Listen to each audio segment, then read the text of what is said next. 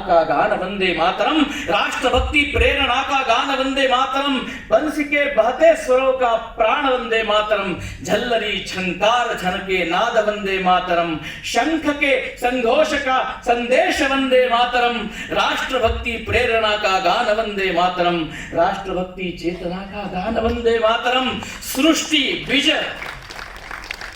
काव्य का है मर्म वंदे मातरम, राम के वनवास का है काव्य वंदे मातरम, दिव्य गीता ज्ञान का संघोष वंदे मातरम, राष्ट्रभक्ति चेतना का गान वंदे मातरम, राष्ट्रभक्ति प्रेरणा का गान वंदे मातरम. लक्षात असं येतं या वंगभंगाने दिलेल्या वंदे मातरम शब्दांनी या राष्ट्रामध्ये प्रचंड मोठ्या प्रमाणामध्ये क्रांतिकार्य उभं झालेलं आहे. आज ज्याला आपण उत्तर प्रदेश म्हणतो ना, त्यावेळी त्याला संयुक्त प्रांत म्हणायला जायचं. या बंगाल पासून पंजाब पर्यंत या संयुक्त प्रांतामधून एक कॉरिडॉर तयार झाला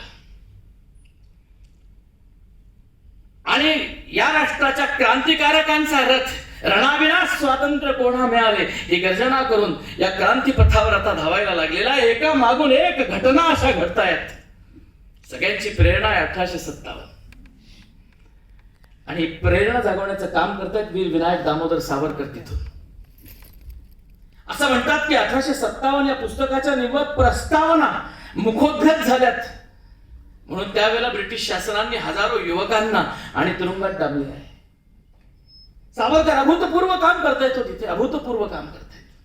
त्यांनी आपल्या 2 सहकाऱ्यांना हेमचंद्र दास आणि सेनापती बापटांना रशियामध्ये पाठवलं. कशासाठी? बॉम्बचं मॅन्युअल शिकण्यासाठी. या शिकलेल्या मॅन्युअलचं भाषांतर सोप्या हिंदीमध्ये आणि इंग्रजीमध्ये ते करतायत. ते मॅन्युअल भारतामध्ये पाठवतायत. देशभर हे मॅन्युअल वितरित होत आहे. सोबत पुस्तकांमधून या देशामध्ये पिस्तूल्स येत आहेत.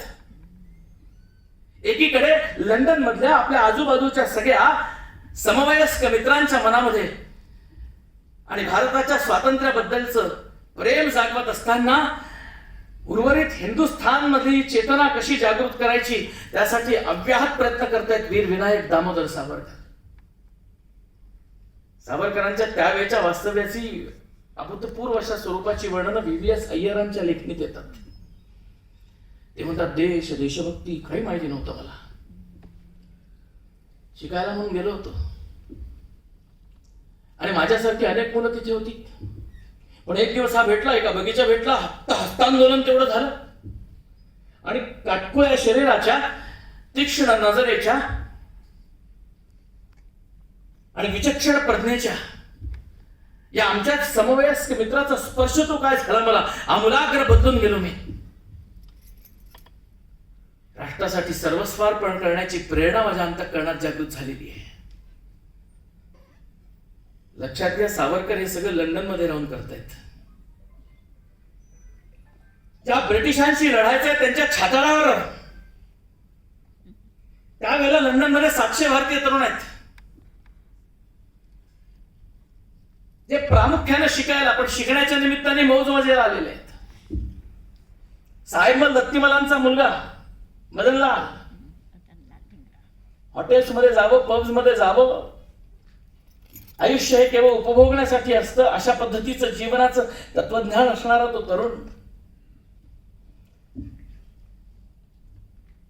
त्यांनी भवनामध्ये यावं, शिडी लावावी, त्यावर नृत्य करावं आणि सावरकरांच्या सहकाऱ्यांनी चिडावं त्यांच्यावर की तात्या राव, ओ हत्तीच्या गंडस्थावर झेप घेण्याची उन्मत्तता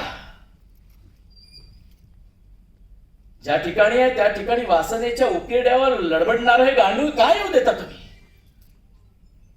सावरकर सांगतायत की नाही, प्रत्येकाचा राष्ट्र कार्यामध्ये उपयोग आहे.